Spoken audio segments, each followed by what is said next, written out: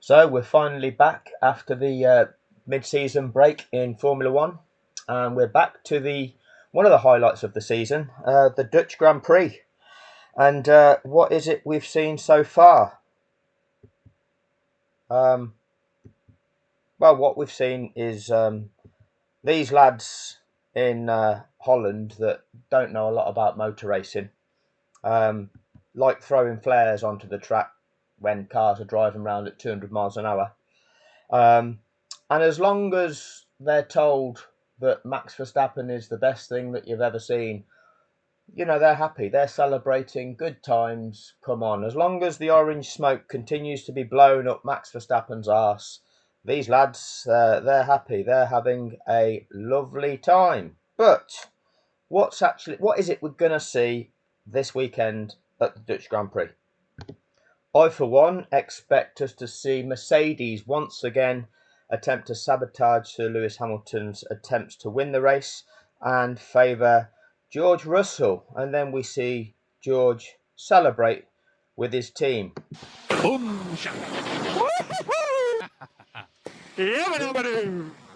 done, mate. Boss got well done. Without a pick of the pieces. Well done. Not over till it's over. It's not over until it's over. Okay, great job. Yeah, George, my bad. Speaking to you on braking, I just got it. It got me. You got very excited there, Toto. Very excited. And I'm even more now. Congratulations, we've got that win. That was so important. Well done. Well done, everybody. We wouldn't have thought this in Bahrain. Well done. But let's hope not, because seeing that show pony celebrate a hollow victory never sits particularly well. Anyway, over the course of the mid-season break, there's been this notion of a team acting illegally and running a braking system that has been outlawed in the regulations some time ago. Let's hear what the sports contracted broadcaster has to say about this. Sky Sports F1. Look, final sort of thing. I just wanted to get your thoughts on, Crofty. This is not driver related. Well, not driver market related, at least. This is FIA related, and yes. you brought my attention to this morning when we had a chat on the phone. Sort of passed me by, if I'm completely honest, and I felt slightly embarrassed that it had, but I think I sort of see why it has, because this all happens on the 31st of July. FIA had a new or an updated technical directive that was this: any system or mechanism which can produce systematically or intentionally asymmetric braking torques for a given axle is forbidden. Yes. I'm going to just ask you the simple question: what does that mean? Well, listen, I'm not surprised it passed you by, although it was reported. To who? Did you report it, Sky Sports F1? No. I'm still waiting for the announcement from the FIA. Did the FIA report it? Nope. But it was reported to the teams, and the teams... Oh, to the teams. Okay, not to the fans. You hide that from the fans. Would have seen it coming, I'm sure.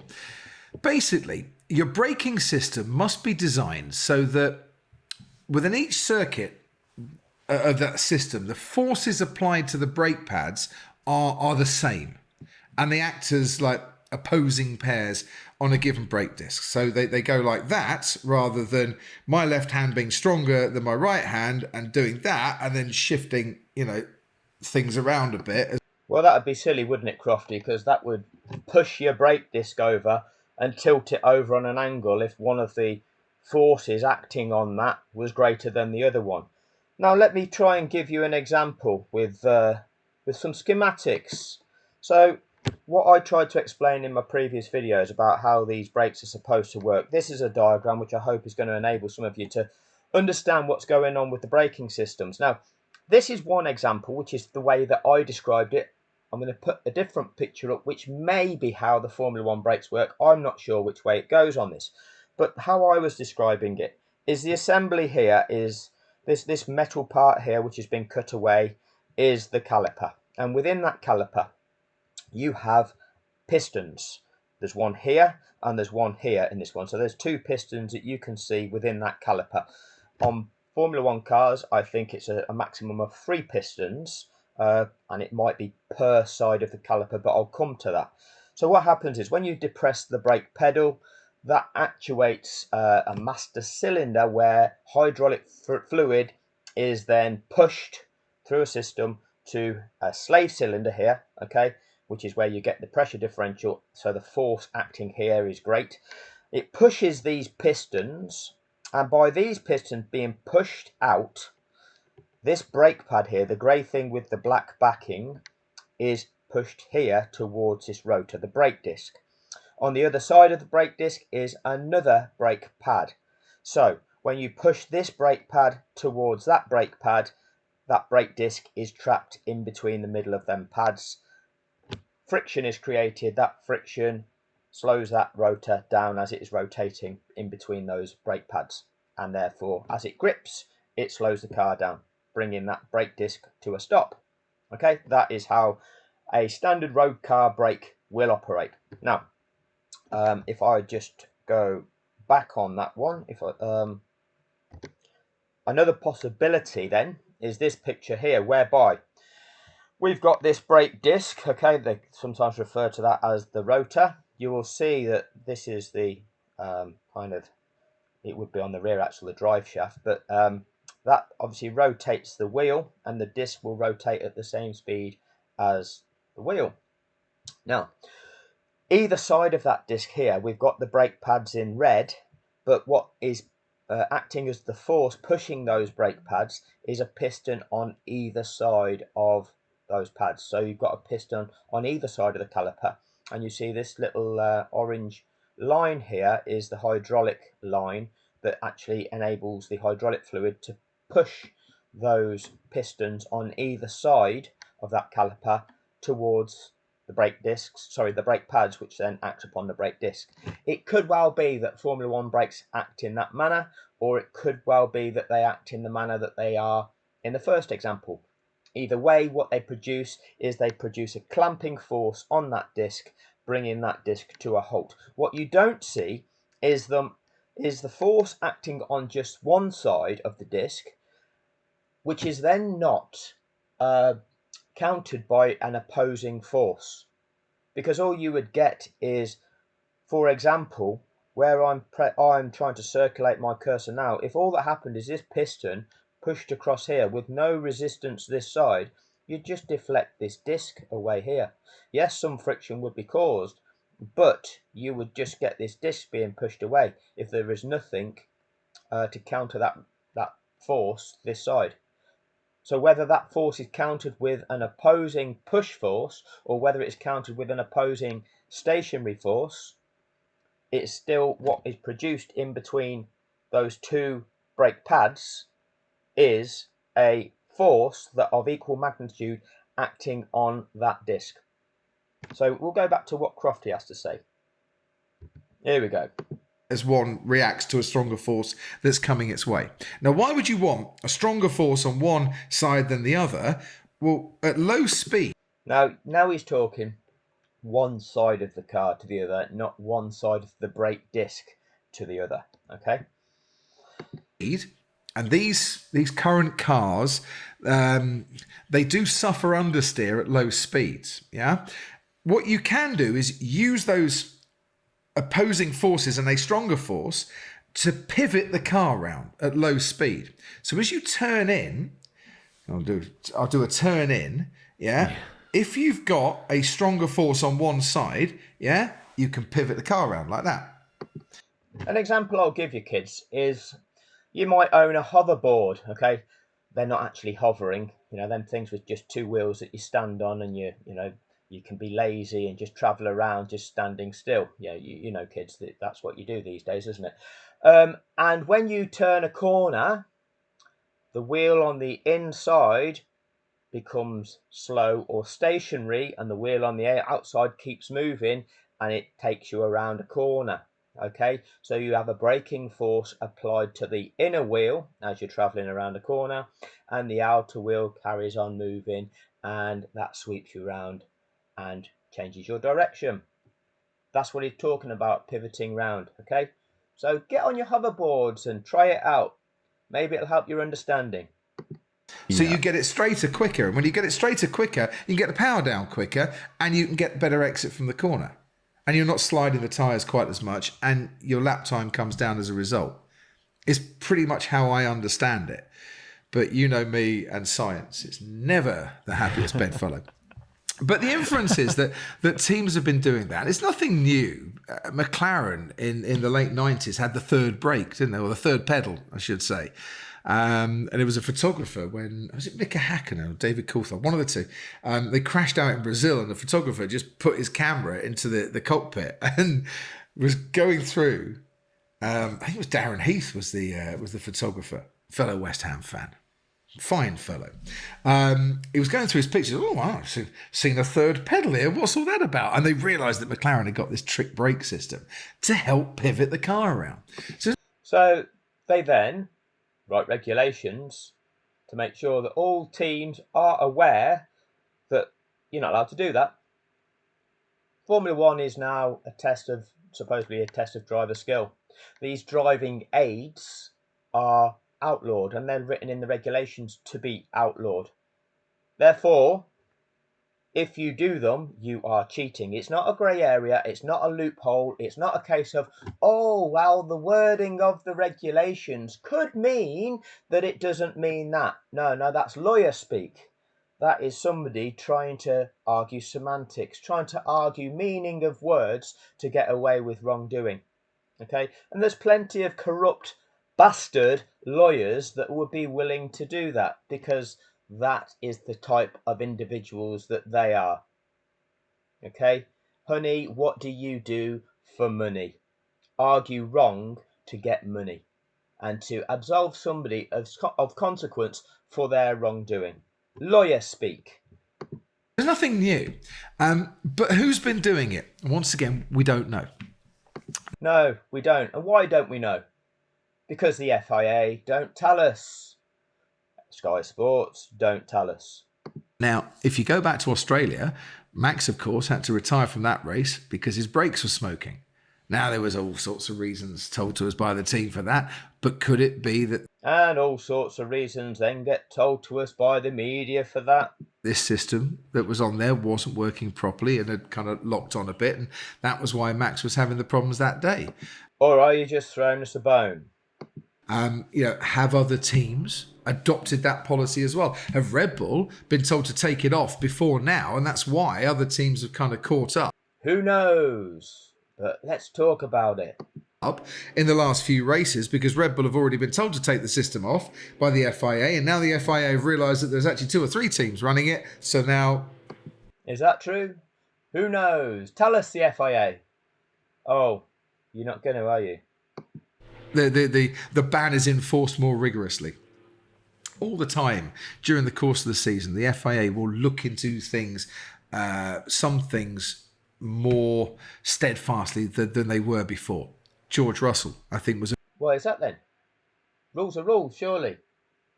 Not at different times of the season, they focus on different rules. What's that all about? A victim of that in Spa. George Russell, the victim in Spa. Where the FIA were very much clamping down on the weight of cars at the... Oh, they were clamping down on that. Oh, so it's not something that they check every race? Why would that be? The end of races, because they were suspecting some teams were using fuel as ballast, which you can't do. Oh, so that would be breaking the rules. So if you break the rules... In Formula One. And they were looking at, the fuel that's in there and making sure it's drained out completely, much more... I thought that was a genuine mistake by Mercedes. Rigorously towards the end of the first part of the season.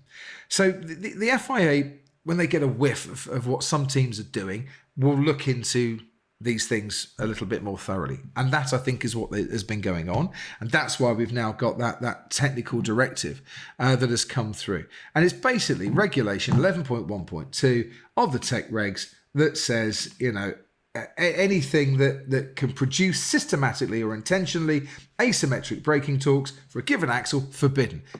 Yeah, because it's a driving aid and it's been forbidden for years. Tell us, Crofty. Always been forbidden, but it's asymmetric braking torques for a given axle, forbidden. It's always been forbidden. Absolutely right, Crofty. But it's definitely forbidden. It always has been, but it's definitely. So what's changed then? New words, nothing's changed. But they tried to present, they've had to close the loophole. They've had to close the grey area. There's no loophole. There's no grey area. What that rule meant, how it was written, clearly defined. You're not allowed to produce asymmetric braking. That produces a driver aid. That's illegal. So we're on to you. And if you want to run it, but we'll get you for it and you'll get disqualified for it. What if you've already been using it? Do you get disqualified? Do you lose any points that you've already accumulated by competing in an illegal fashion? So who's going to move on? No answer to that one, is there? FIA, sports governing body. What are you going to do to those teams that may have been using that illegal device in their cars? You're just going to allow that, are you? Somebody has been competing in an illegal manner and you're just going to allow those results to stand? But from now on, you're not allowed to do it. Is this a governing body that's fit to actually govern a global sport?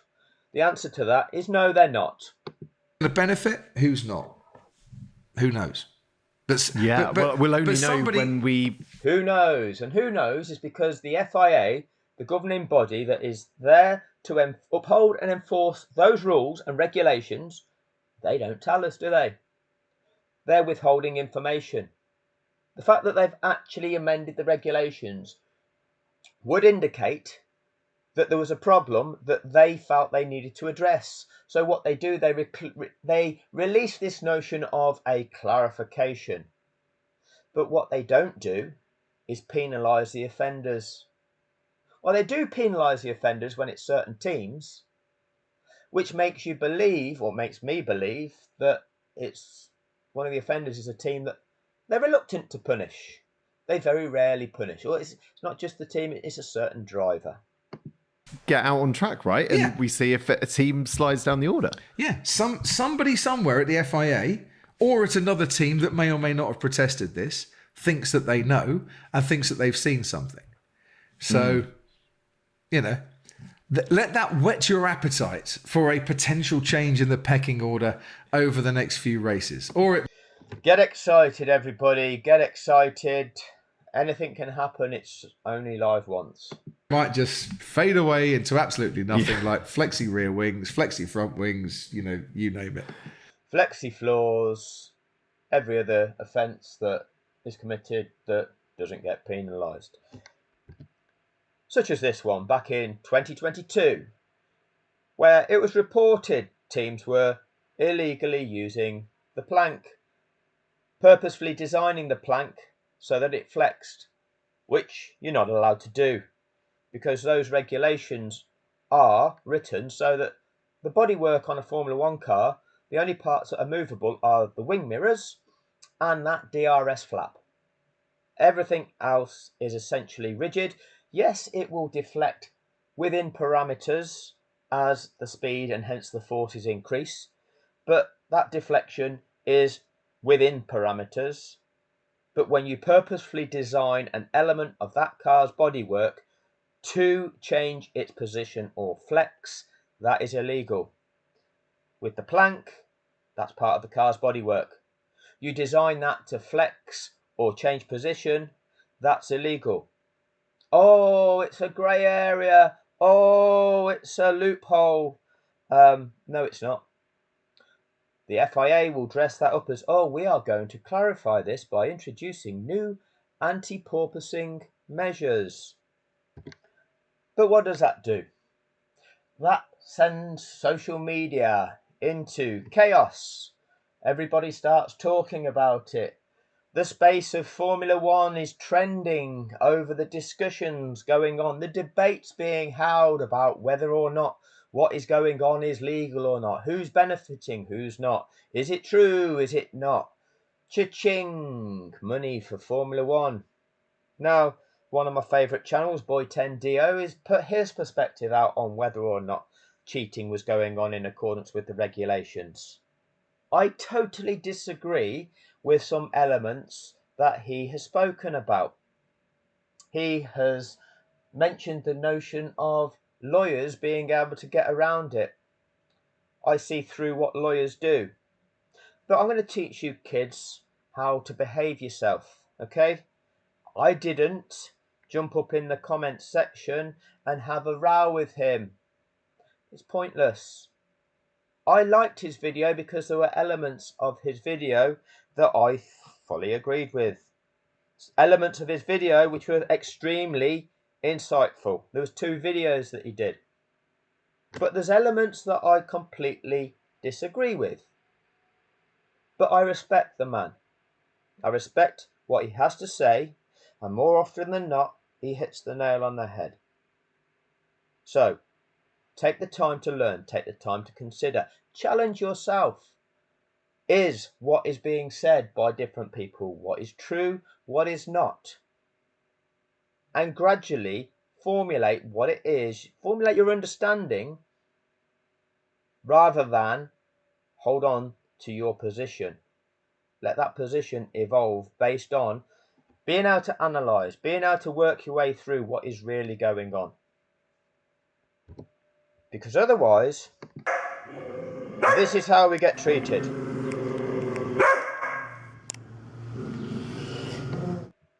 We get thrown a bone and they watch us fight over it.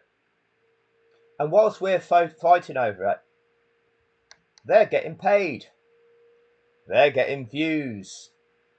The sport of Formula One is getting engagement. It's trending in social media. Lots of brands want to be associated with that because they get lots of eyes on their product. Therefore, Formula One is making money. We are conflicting. We are fighting with each other over the bone that we've been thrown, and we don't know whether or not that's true or not. Because we're not fed accurate information, we're fed rumour. Is this happening? Is it not happening? Who's doing it? Who's not doing it? What are the FIA saying about it? What are the teams saying about it? And what are the fans doing? What are the fans doing? What are the fans doing? And all that can be eliminated if you just tell the truth. If you just tell the truth. Hey everybody, this is what's happening. This is the reality of the situation. Get rid of the speculation. Get rid of the drama. Get rid of the conflict. But media being media, they have to proceed with that narrative. So what's the narrative? I don't know if I've got this queued up in the right place, but we'll have a look. Is it going to be an advert? Oh, it's an advert. I'm going to pause this for a second. Here we go. We could not get more differing conditions from FP1 to FP2. It felt like I'd been out at sea, Crofty, in FP1, or just before it, walking to the commentary box. It was so wet and windy, and I think all the drivers found it very difficult out there as well. Completely different story, though, in FP2. We'll get to that later. Yeah, the sea is the slightly wetter bit than the track. And it was very breezy as well. The storm came in. For Max Verstappen, he's going for a 4th consecutive Dutch Grand Prix win. But we'll get to his pace in a moment. Big splosh moment here for Carlos Sainz with the track absolutely saturated. But at least the Ferrari was keeping going. The Haas, with Nico Hülkenberg, was having a lot of trouble under braking. They've been struggling. Oh, there's a problem with the brakes. The brake narrative continues. All day, Crofty, with the brakes on this car, particularly for Nico Hülkenberg, and off again in turn 8. And it looks like, when you first look at it, driver error, but it's not. There's something going on with the brakes on that particular car, locking up again into turn 1. The front tyre, the inside front, the unloaded tyre, always seems to be the one locking up. We'll come back to Nico Hülkenberg in a moment. Intermediate tyres here for Max Verstappen. He was the first onto the intermediates, and it maybe wasn't dry enough to take too much curb down at the chicane. That span him around as he just didn't find. Yeah, it wasn't the brakes there. It wasn't dry enough. That's spanning him around. Find the grip there, and that's a rare mistake from Max Verstappen at his. Yeah, rare for Max, because Max doesn't make mistakes. Max is the best you've ever seen. Keep selling the product to the kids. Keep selling the product to the kids. Salesman. Home track. Back to turn 1, tailwind. Pierre Gasly couldn't slow the car down. Yeah. Oh, couldn't slow the car down because they used the wind to slow the car down, not the brakes to slow the car down. This was a more common error to be looking at with the tailwind, like you say, that 30 mile an hour to 40 mile an hour gust that we had there all day was catching the drivers out, particularly in the first practice session. But it was Lando Norris in the McLaren setting the pace once the track started to dry later on in that session. And the sun came out and dried up the track nicely, and the Dutch fans were very expectant for an exciting 60 minutes to come. This is George Russell. Big lockup down at turn 9. Look weird. Seemed to come from nowhere, and he was Oh, it's them brakes again, isn't it? straight on the radio. So it's the Haas team that have got the brake problems. Oh, it's Mercedes that got the brake problems. Who is cheating everybody? Saying, I'm not sure what's going on here, guys. We need to look into it. And it didn't plague them for the rest of the session, so it was unique to that one corner. But once again, Oh, it's a Red Bull now with the braking issue. This is not Max, though. No, it's just the wet track that causes Max the problem. cars running wide. This was Sergio Perez for the second time today, albeit in the dry this time, running wide in turn 1. And he got away with that bit. Yeah, Verstappen, that was in turn 7, the rear just letting go, and he came into the pits straight away after that one. Yeah, the rear letting go. He really felt that the rear wasn't under control. The rear wasn't under Max felt that the rear wasn't under control. Why was that then?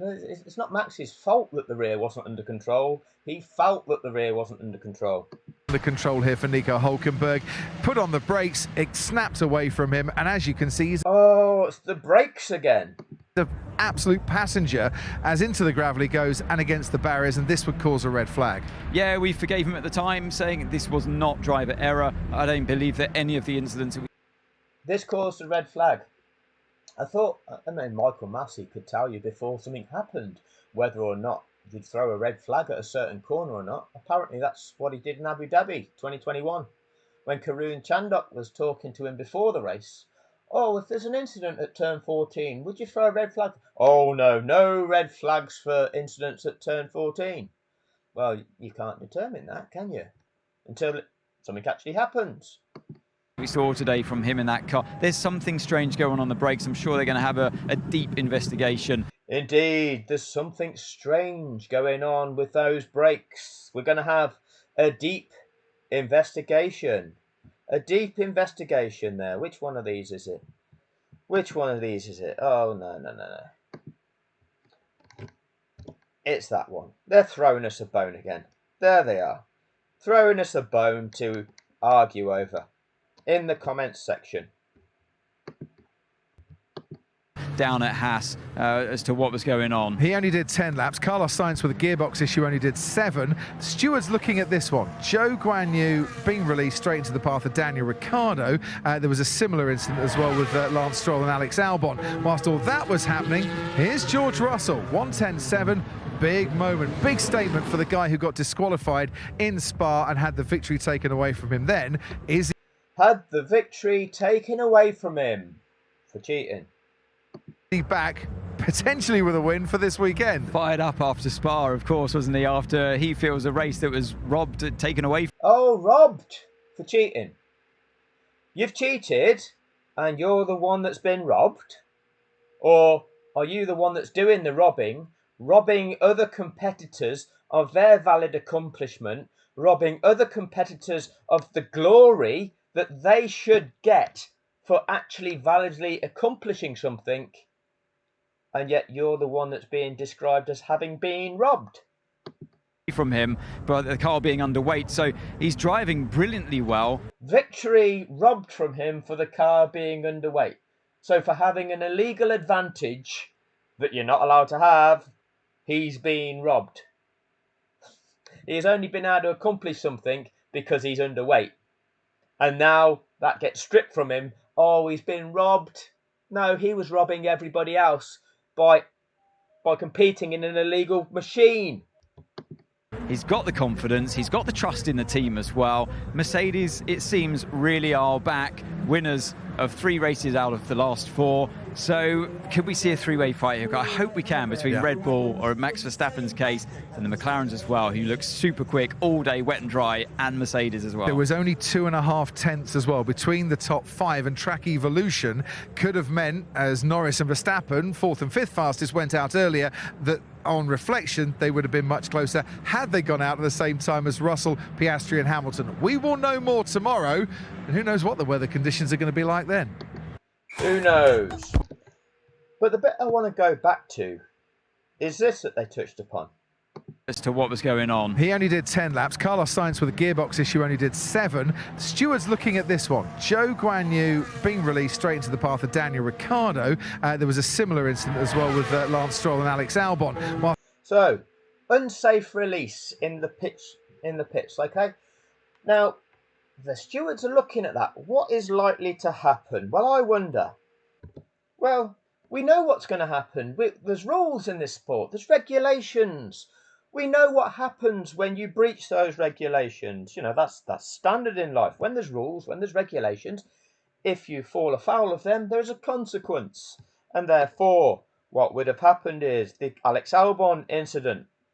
Unsafe release by car 23. Competitor Williams Racing is fined £5,000. Okay?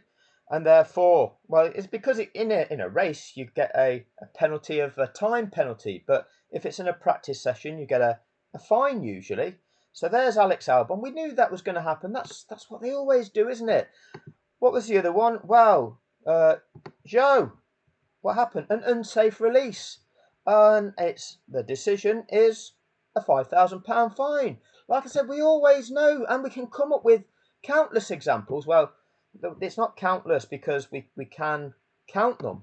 And there are the number of examples that we've seen just this season, 2024. Sergio Perez of the Oracle Red Bull Racing team in the race, an unsafe release of car 11 got him a 5-second time penalty and 1 penalty point on his super license. Where else have we seen it this season? Saudi Arabian Grand Prix, Yuki got an unsafe release and he got a 5-second time penalty, but because it was on the reconnaissance lap before the race, they did not award him the 1 point on his super license. They said that we'll reserve those points on the license for just when the race is on. Miami Grand Prix, what happened here? Esteban Ocon, unsafe release of car 31 and a collision. So that gets 10 seconds of time penalty in the sprint race and 1 penalty point on his license. This is what happens when you breach that regulation of an unsafe release. Now, we know that back in Austria, Lewis Hamilton in qualifying had an unsafe release, and because again qualifying, no time penalty in the race, but he's fined £5,000. The team is fined £5,000. And the final example, as we all know, the penalties for unsafe release was also in Austria, but this one's for car number 1, Max Verstappen, alleged unsafe release. No further action. The stewards reviewed video and in-car video evidence. Car 1 was released from its pit stop station when car 4 was approaching. There is a possibility that car 1 hindered car 4 on its approach to the pit stop. However, Article 34.14a specifies that a car is considered to be released in an unsafe manner if it could endanger pit lane personnel or another driver. This was not the case, and therefore no further action is taken. Felix Holter there, corrupt steward from the Abu Dhabi 2021 event.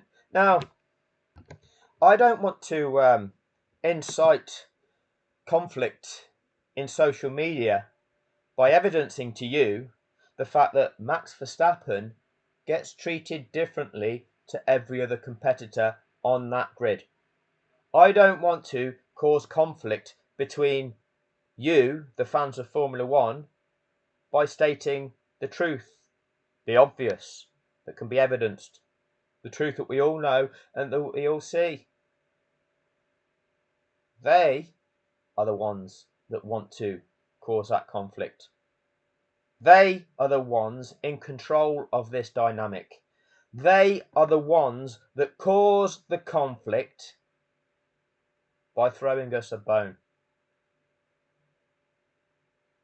I'm just trying to tell you all that they've got that bone on a string and they're laughing at us. They see us all as the dogs. It's entertainment to them to see the dogs fighting. They're making money out of the dogs fighting. But in the eyes of the billionaire owners of this show, we're all dogs. And they just keep tossing us bones for their entertainment and to make them even more billions. Enjoy the Dutch Grand Prix at Zandvoort this weekend. It's only live once. Thank you for your time.